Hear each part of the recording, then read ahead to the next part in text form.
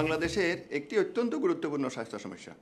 বাংলাদেশে প্রায় ৮০ প্রজাতির সাপের মধ্যে ২৭ প্রজাতির সামুদ্রিক সাপ সহ ৬ প্রজাতির ডাঙ্গার সাপ অথবা ল্যান্ড স্নেক বিষধর, এবং এই বিষধর সর্পদংশনের ফলে প্রতি বছর কয়েক হাজার রোগী মৃত্যুবরণ ঘটে।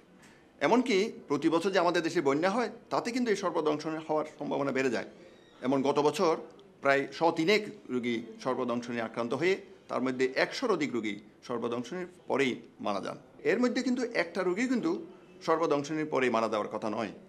যদি আমাদের দেশে যে প্রচলিত যেগুলি চিকিৎসা আছে, যে ভ্রান্ত ধারণা আছে, যে ভুল ধারণা আছে, বিজ্ঞানসম্মত চিকিৎসাগুলির ব্যবহার করা হয় না, এইসব কারণেই আমাদের দেশে সর্পদংশনের মৃত্যু ঘটে থাকে। আমরা যদি সর্পদংশনের পরে প্রাথমিক স্বাস্থ্য পরিচর্যাগুলি যথাযথভাবে করি তাহলে অনেকাংশেই সর্পদংশনের মৃত্যু ঠেকানো সম্ভব। চলুন আমরা দেখি প্রাথমিক স্বাস্থ্য পরিচর্যা, বিশেষ করে সর্পদংশনের পরে কি কি করা হয়ে থাকে, করা উচিত। আর দেখি দেখি কি হইছে। আইসো ভাই, আরে আপনারা সরেন, একটু আলো বাতাস দেন। ভাইজান, ভাবির ধরে শুয়ে দেন, শুয়ে দেন, শুয়ে পড়ো। ভাবি কিচ্ছু নাই, হাতটা নয় দেন। সাপে কামড়ানো ব্যক্তিকে প্রথমে খোলামেলা একটা জায়গায় নিয়ে দ্রুত শুইয়ে দিতে হবে। তার চারপাশের লোকজনকে সরিয়ে দিতে হবে যাতে রোগী যথেষ্ট আলো বাতাস পায়। ও ভাই, ভাই, ভাই কাটটা নিতেছে ভাই গো, ওরে। ভাবি ভয় নাই, কিচ্ছু হয় নাই।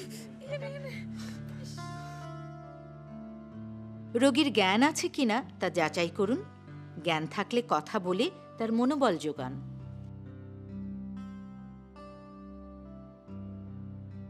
শরীরের বর্ণ ও দংশনের স্থান ভালোভাবে পরীক্ষা করে জেনে নিন সাপটি বিষধর কিনা।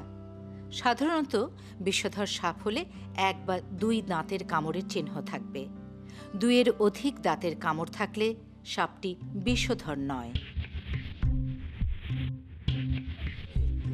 রোগীর হাতে বা পায়ে কোনো অলংকার থাকলে তা খুলে ফেলতে হবে। সাবান বা পরিষ্কার পানি দিয়ে রোগীর ক্ষত স্থানটি ভালোভাবে ধুয়ে দিতে হবে।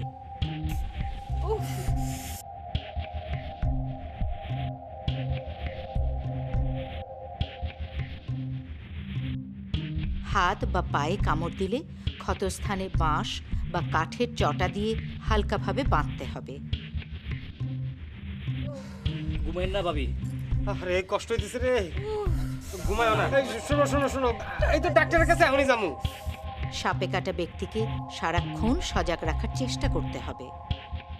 আমরা এতক্ষণ দেখলাম সর্পদংশনের পরে কি কি করণীয়, অত্যাবশ্যকীয় প্রাথমিক করণীয় আমরা দেখলাম। এখন আমরা দেখি কি কি করা যাবে না।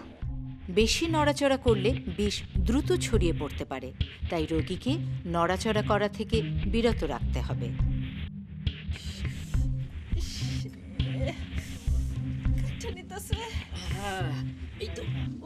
রোগীর দংশিত স্থান শক্তভাবে না বেঁধে হালকাভাবে বাঁধুন। কোনো প্রকার টুর্নিকেট ব্যবহার করবেন না। ক্ষত স্থানটি কোনো প্রকার লতাপাতা, তৈলাক্ত বা ঘি জাতীয় কোনো কিছু লাগিয়ে ময়লা করা যাবে না। ক্ষত স্থানে কোনো প্রকার কাঁটাছেঁড়া করবেন না। ক্ষত স্থান মুখ দিয়ে চুষবেন না। কাউকে সর্পদংশন করলে একটু আগে আমরা যেগুলি দেখলাম প্রাথমিক চিকিৎসাগুলো, কি করণীয় নয়, এগুলি তো আমরা করবই, কিন্তু সবচেয়ে গুরুত্বপূর্ণ যেটা, সর্পদংশন আক্রান্ত রোগীকে অত্যন্ত দ্রুততার সাথে নিকটবর্তী হাসপাতালে নিয়ে যাবেন। এমনকি থানা হাসপাতাল, উপজেলা হাসপাতাল, জেলা হাসপাতাল অথবা বড় হাসপাতালে নিয়ে যাবেন। কারণ সর্পদংশনের পরে সর্পদংশনের যে চিকিৎসা, যে বিজ্ঞানসম্মত চিকিৎসা, বিশেষ করে বিষধর সাপের দংশনের পর অ্যান্টিস্নেক ভেনম এবং আনুষঙ্গিক চিকিৎসা, প্রয়োজনে কৃত্রিম শ্বাস প্রশ্বাসের ব্যবস্থা যদি করা যায় তাহলে সর্পদংশন আক্রান্ত রোগী একজনেরও মৃত্যু হওয়া উচিত নয়। বিপর্যয় আছে বাঁচার উপায়।